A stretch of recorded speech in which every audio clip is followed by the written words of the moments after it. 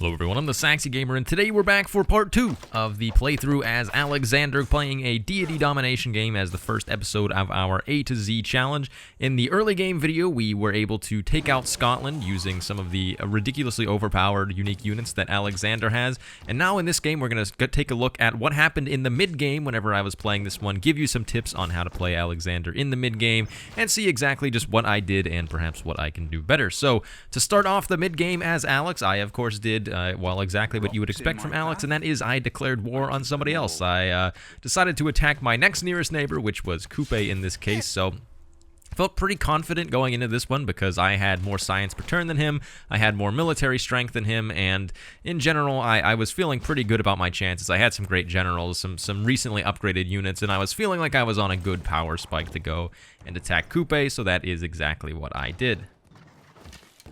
So one of the first tips that I want to give for playing a domination civ in the mid-game especially is that you need to be building commercial hubs, because as you take cities, you'll realize that your gold maintenance cost scales up pretty incredibly. So I think a thing that a lot of people don't understand, so for one, you need gold to maintain units when you're playing a domination game, but as you take cities, you're going to end up inheriting a lot of buildings that have a lot of building maintenance cost, which does add up very fast. So you need to be making sure that you're placing down commercial hubs to be able to deal with this gold maintenance cost from all these buildings you're taking. So just be sure that as you take cities, you place down some commercial hubs, get some trade routes going, maybe to some city-states or something like that, and try to keep your gold per turn up to be able to afford unit upgrades and also just to not go bankrupt. I also did build the terracotta army shortly after attacking Kupe. This wonder it's an okay wonder. It's really not that great, but one free promotion on all your units can be good if you have a lot of units, and if for no other reason, then you can get basically a free turn of 50 HP healing for every upgrade that you do. So terracotta army it's not one of my favorite wonders in the game, but I think if you're able to get it, it can be okay in some cases. So after building that, I immediately went in to go attack Kupe's capital because it seemed easily the most vulnerable. So fortunately, I still had my battering ram here, and he still had ancient walls, sorry. So the other thing that you need to watch out for whenever you get into mid-game fighting is whether people have ancient walls or if they have medieval walls, because if they have ancient walls, then your battering ram is going to work. If they have medieval walls, then you need to either upgrade it into a siege tower, or you need to make sure you have actually proper siege equipment like trebuchets, which is exactly why I started to build them at the end of the early game that I showed in the last video. But since Kupe had ancient walls still, that meant that with the battering ram, he was going to take a lot of damage from attacking him with the man-at-arms that I had, and my vampire at this point was pretty beefy as well, so he was able to do quite a lot of damage to the city. The other important thing that I did here, so you always have to be looking forward towards the next unit upgrades. You have to stay pretty far ahead of it when you're playing domination, so I made sure to improve another source of niter, so that way whenever I reached the tech for musketmen, I would immediately have enough niter to be able to upgrade, one or multiple units into musketmen. I also did get a little careless with one of my level 4 knights, so especially for the units that you really don't want to lose, you should be a lot more careful with them than I am. So I sent this one out to scout. You should kind of use like a throwaway unit, like maybe one of my Hetoroi here could have been a better scouting unit. It probably would have died, but at least it's better to lose a weak unit like that than it is to lose a level 4 promoted knight that you just recently spent a lot of gold to upgrade. And after not too much time of just attacking the city with my man-at-arms, my vampire, I was able to take Kupe's capital pretty easy. I did discover Hercules as well, which is an incredible hero for playing domination game and just in general. And surprisingly enough, the loyalty in his capital was actually stable, which makes it a lot easier to continue your domination spree whenever you're not having loyalty issues. Unfortunately, though, after taking Kupe's capital, Sweden declared war on me, which is very scary because they have more than double the science per turn than I do. And as you can see here, they were coming after one of my cities with some Karolians, which those are some pretty strong units compared to what I have. So what I immediately did was I started the devotion to Hercules in Scotland's old capital. That way I knew that even if I lost the city, hopefully I could take it back by using Hercules. I did also immediately switch the production in 2 of my other cities, or 3 of them maybe, I don't exactly remember, to producing other military units. So don't be afraid to just immediately stop what you're doing and produce military units if you're playing a game like this, because when you get attacked, I mean, even if you maybe lose out on a few turns of production, it's a lot less bad to lose out on a few turns of production than it is to lose an entire city, at least in most cases, unless it's a really bad city. So don't be afraid to just, drop what you're doing if war gets declared on you. Build as many military units as you can for a few turns, and then, hopefully that'll make you at least stay alive longer than what would happen if you just tried to push on without making more military units. So now at this point in the game, I have two fronts going on. I have the military front against Kupe, and I have the one against Sweden. So on the Kupe front, what starts to happen in the medieval era is that you can get into really these like slow siege moments where what you want to do is just put a city under siege and then continuously attack it with your siege equipment. This is probably the easiest way to take cities once you reach the medieval era, because you start to reach the point where cities get a little bit too strong for you to just, throw units into them. So it kind of works that in the early game, you can just throw units into cities. The mid game, you really can't. And then again in the late game, whenever the units get really strong, you can kind of just throw them into cities again. So this is the point where you have to just put the city under siege, continuously attack it with some trebuchets or ranged units, and then as the walls go down and it gets weak, then you can actually finish it off with a melee unit. Things were not looking so good on the Sweden front. My city was almost taken. I actually managed to get this legendary kill of a warrior taking out a Karolian, which is pretty hilarious. But unfortunately, I still did lose the city to Sweden. They had some cuirassiers at this point, which is stronger than my strongest units, so it was not super easy to fight without having Hercules yet. In just a few turns, though, I was able to turn things around. So on the Kupe front, the slow siege basically just whittled down his city. I was able to take that pretty easily. And then on the Sweden front, with the combination of one of my other vampires and Hercules, I was able to pretty easily take back my city of Dumfries. Then to kind of keep the momentum going, I upgraded my trebuchets into bombards, which is yet another pretty big power spike for me. And then I went to go take Kupe's next city, which fell a lot faster, since having the jump up from trebuchets to bombards is really good.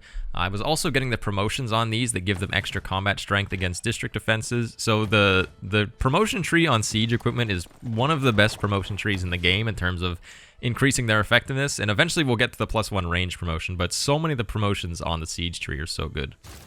Things did get a little hairy here on the Kupe front because they had King Arthur, which was a very strong unit. He almost killed my level 3 bombard, but fortunately it barely survived, and then I was able to take out Arthur with one of my vampires. And after taking my city back from Sweden, she then offered a peace deal. It's really not a great peace deal. It was only a one-time deal of 10 gold per turn, but at this point I wanted to simplify things just to have one military front going, so I accepted the deal anyways.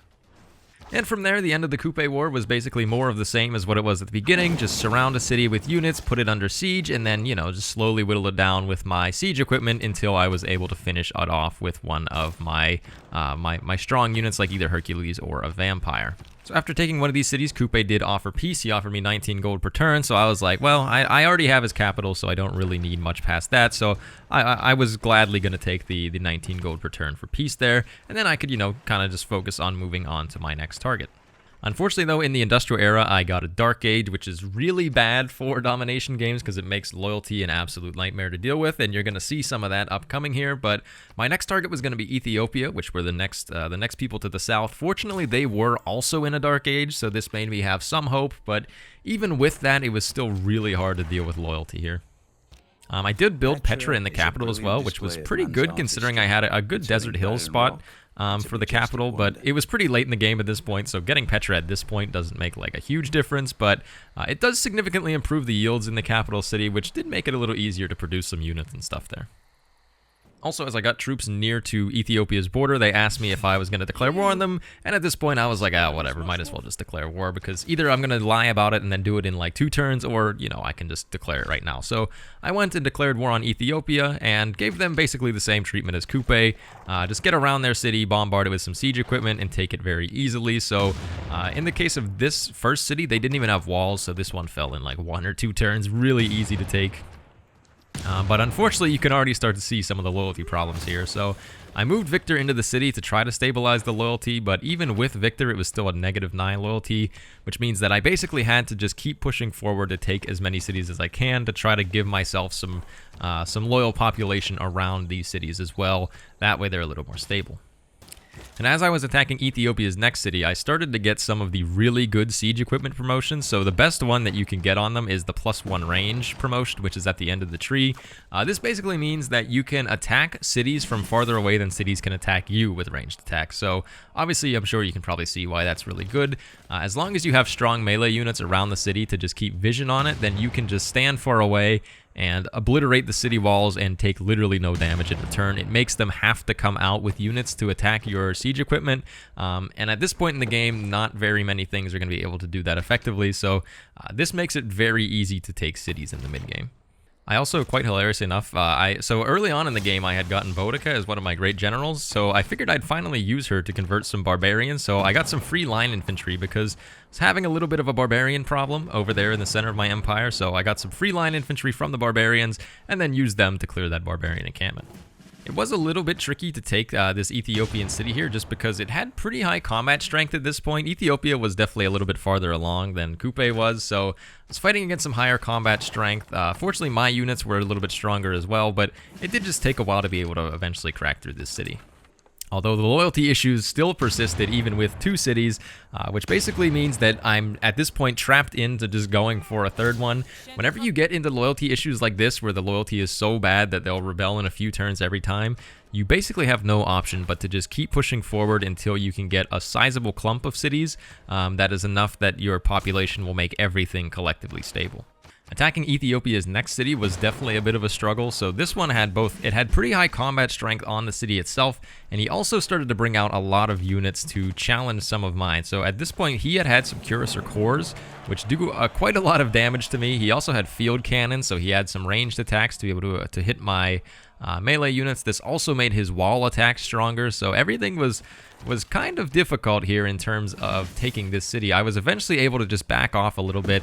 I also at this point did get nationalism and and used that to combine some of my cuirassiers into cuirassier cores, so this is really strong. As you get later on in the game, you can't really rely on single units anymore, and in the later stages of the mid-game, you really have to start upgrading into cores if you want to actually be able to effectively take cities and kill enemy units. So with these cuirassier cores, I was then able to go and very easily clear out a lot of his field cannons, which made it a lot easier to go and attack the city then. I was able to move my siege equipment back in, upgrade some of them to cores as well, and then start whittling down the city walls again. I also did re-recruit Himiko, so this is something I often forget, is that you know, you can re-recruit some heroes. So at this point, from taking Kupe's stuff, I had a decent amount of faith per turn, so don't forget to re-recruit heroes whenever you absolutely need them, because someone like Himiko can make actually a very big difference in whether or not you take a city. So with the loyalty issues that I was encountering, the 2 cities that I had originally taken, actually, one of them went to Kupe, and then one of them went back to Ethiopia, which obviously is not exactly what you were looking for. So what I did at this point was I started to whittle down both the city of Harar and Desi at the same time to try to get, you know, multiple cities taken over at the same time, just to try to give myself any chance of stabilizing the loyalty. So yeah, I was just attacking both of them, tried to take them both on the same turn, which I was able to do. But even with that, when you're in a Dark Age, you kind of just have to suffer through the struggle of losing loyalty, or of losing cities to loyalty all the time. And there's really no great way around it unless you happen to be attacking someone that's very close on your border and you have decent population. The other big thing that happened, though, was I got my next power spike. I was able to upgrade my bombards into artillery, which that is a pretty significant upgrade, especially whenever I upgraded from bombard cores into artillery cores. The artillery cores do a ton of damage to the walls of Ethiopia at this point, so this really accelerated me taking the next few cities. So I guess the general theme of this section of the game was just that it was a little bit of a struggle because the loyalty was being, you know, not really in my favor. But if you just keep persistent, you have to keep making units in your existing cities to replenish the ones that you're inevitably going to lose from fighting, you know, a very back and forth war like this. So just keep producing units in the cities that you have that are stable, send them into the front lines, and eventually you'll break through to the point where you can take enough cities that hopefully the loyalty will be stable. So in this case, I was eventually able to upgrade into tank cores as well, which is another huge power spike. So at this point, having artillery cores and tank cores, I was basically very dominantly stronger than Ethiopia, and taking cities was really not an issue at this point. So once you can get to the point where you get a big power spike like that, then that is what kind of enables you to just push through and finish off a civ that maybe you were struggling with. So I took his capital, was able to take Harar back, and even with these two things, I was still having loyalty issues, and his capital rebelled. But once again, the same principles basically just apply. Just keep pushing forward, try to take the next cities, and then as you get a significant chunk of cities, then things end up becoming a lot easier. One other big issue that I encountered at this portion of the game was that, well, one, I was out of gold, and I was going into bankruptcy because, as I mentioned earlier on in this video, the building maintenance from taking a lot of cities actually can be quite brutal at some points, and that's what was happening here. The building maintenance from taking the Ethiopian cities was just crushing my gold return, and I was also running out of oil. So this is very bad because it means I can't heal on any of my oil-based units. I'm pretty sure they receive a combat penalty, and then obviously I can't build any new ones either. So I really needed to get some oil, so there was a source of oil in Harar, and I was also going towards the plastics technology to be able to improve some of the water oil resources that I had in my empire. For the gold per turn, in some of the cities that I already had that I wasn't really doing much with, I was just running a ton of commercial hub projects because these do at least give you a decent bit of gold per turn. You can also run the encampments project, which also generates gold per turn.